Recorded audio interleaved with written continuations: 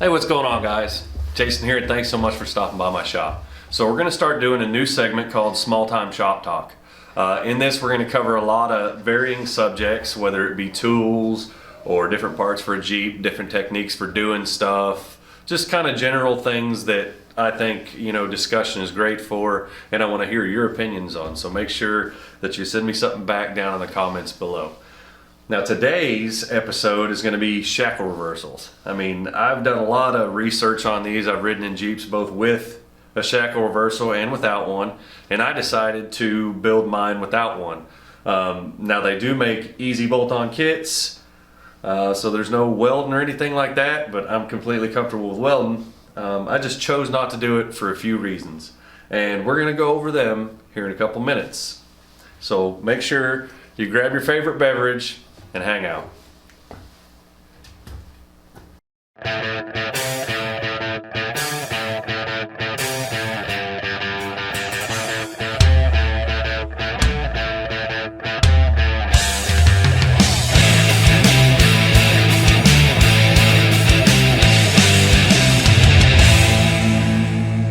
All right, what a pain that was. All right, guys, so I'm down here with the Jeep, and the first thing that we need to do is discuss the shackle and talk about what it does. So if you look at the leaf spring here, you'll notice there's a bushing on one side and then shackle on the other. Now what that does is it allows the spring to change length through its motion of suspension. When the spring compresses, it physically gets longer because it's a curved spring, and because of that, it needs room to expand. So when this spring compresses, the axle physically moves forward a little bit. Now if the shackle was at the rear, when the spring compresses, the axle would actually move rearward a little bit. That has a lot of different effects on the drivetrain and how it performs. Now there's different things that it does that could be a positive or a negative for your application. So we're going to start going over those and see which one at the end might be for you. All right, guys.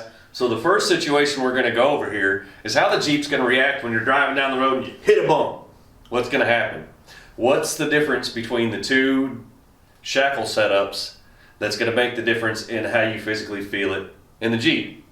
Well, the first thing to note is that when you're going forward, your axle, your momentum is all going forward. So when you hit that thing that it is that you hit going forward, it's going to instantly transfer all of the inertia rearward because your front edge of your tire is going to hit it first.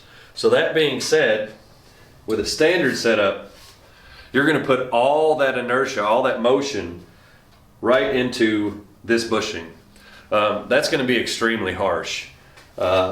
It does tend to jar the teeth a little bit. That's why people aren't too keen on YJs, or there's such a marked difference between YJs and TJs as far as ride comfort and all that goes. It's one of the reasons that they switched so much stuff between the YJ and the TJ was because of NVH, or noise, vibration, and harshness. All right, so that being said, that doesn't necessarily mean that this is the worst setup. Now, if you were to have the shackle back here and you hit a significant enough bump, you're going to get shackle slap.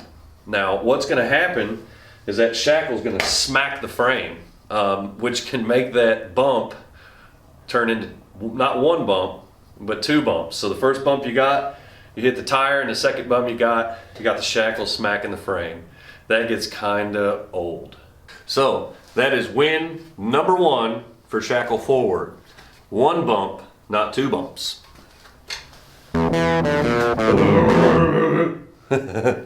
Alright, guys, so here is the second reason why I prefer a standard shackle setup. Let's say you're going down the road and you've got to panic brake your Jeep.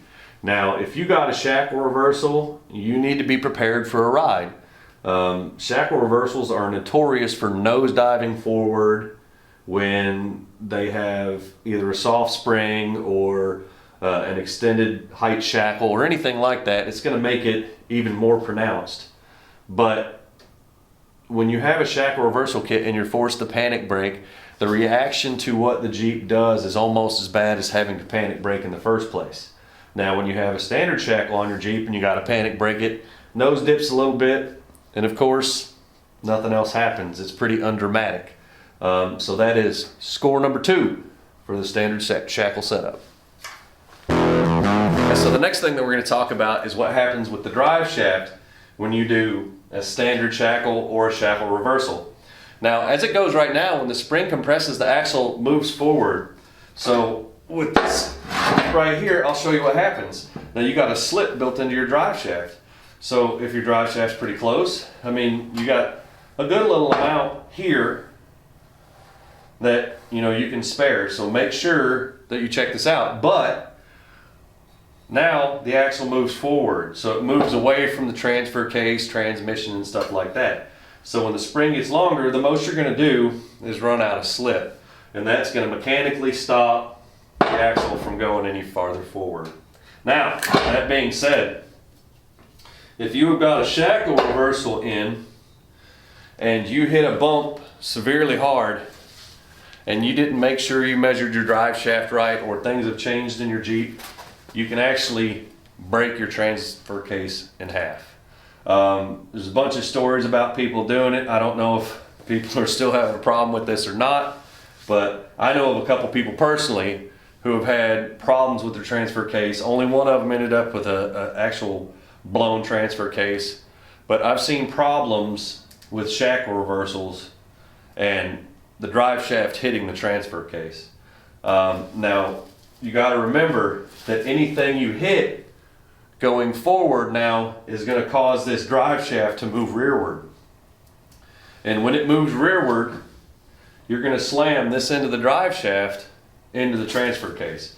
So if you've got like a worn, transmission mount or anything like that, you're going to put some serious movement into your drivetrain that you just don't want. And that is point number 3 for a standard shackle.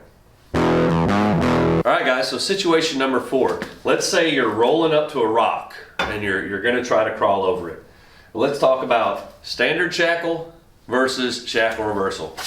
Now, standard shackle, you roll up to the rock, your front tire starts to press up against the rock, you hit the gas pedal, and your axle does not move rearward.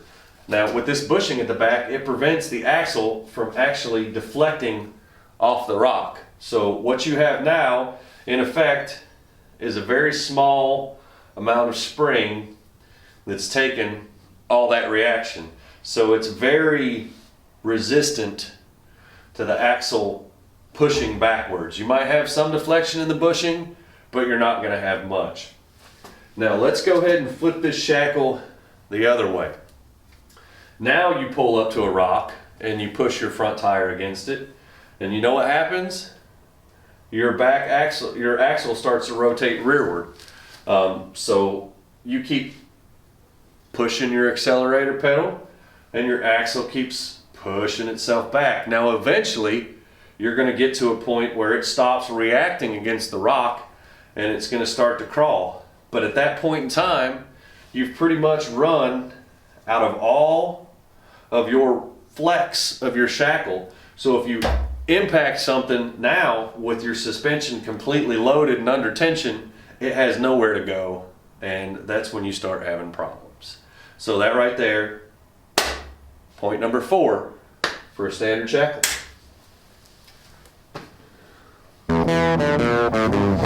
Situation number 5, you're going down a hill. Now with a standard shackle, remember, your axle's not going to move rearward, so it's not going to load up. Actually, your axle is going to stay right in place. When you do hit the brakes, you're not going to nosedive, so if you're going down that hill and it's kind of gnarly, you can hit your brakes with confidence. Now, shackle reversal, you start going down a hill. You remember earlier we talked about shackle reversals kind of nosediving when you hit the brakes. Well, another important thing is when you're going down a hill and you hit the brakes and something that's got a shackle reversal, it'll actually make the rear end kind of flighty on you. Since your front end's squatting down, that's going to change how your rear end reacts. So it's going to lift that rear end up and make it kind of light for you. Might cause some problems. I don't know if it's ever caused a rollover or anything like that, but just knowing that your momentum is going to go forward and down when you hit the brakes and it's going to react so severely, that's point number 5 for a standard shackle. Alright guys, so to be completely fair, I wanted to talk about the pros of a shackle reversal system. As far as comfort goes, moving the shackle from the front to the rear makes it an entirely new Jeep. Just everyday driving, a ton more comfortable as long as you don't have to panic brake, but provided you got good shocks and your springs are decent and they're not worn out, and you got good bushings and you got, you know, a good rigid Jeep, well maintained, it's going to stop fine. It's not going to nosedive and be crazy. If you got a panic brake, I mean, it is what it is, but you should be able to control it. That being said, a Jeep with the shackle reversed is much softer for a daily driver. So if you're going to do a full daily driver Jeep, probably get a TJ.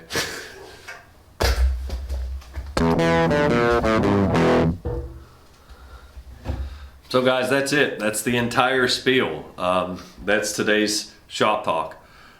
Why I chose not to do a shackle reversal. I gave you 5 scenarios.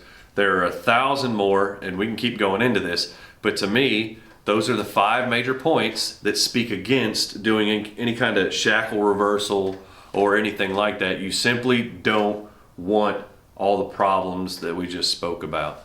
Now, is it going to be a little bit smoother to drive down the road with a shackle reversal?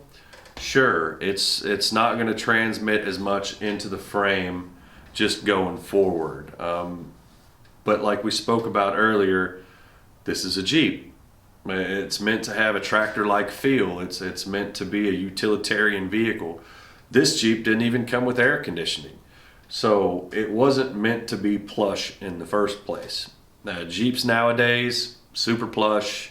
I mean, they're up there with G-Wagons and stuff like that, $60,000, $70,000, you know, special editions, and that's a whole nother story for a different day.